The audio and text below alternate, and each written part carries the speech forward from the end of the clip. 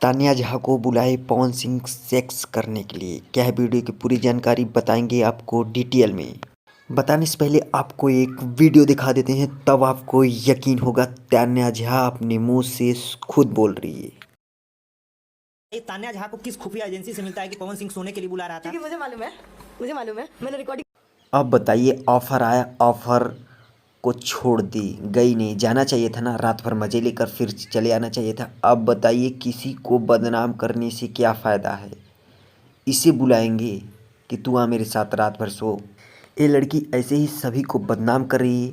अगर आप इस लड़की को कुछ कहना चाहते हैं, कमेंट बॉक्स में भर के एकदम बताइए कि आप इसे क्या कहना चाहते हैं।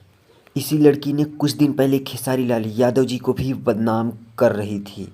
तो आप भी खेसारी लाल यादव जी के फैंस या पवन जी के फैंस तो हमारे चैनल को कर दीजिए सब्सक्राइब और वीडियो को लाइक कर दीजिए और बेल आइकन को प्रेस कर दीजिए, ताकि मैं जो भी नया वीडियो अपलोड करूं उसका नोटिफिकेशन सबसे पहले आप तक पहुंचे। जय भोजपुरी समाज।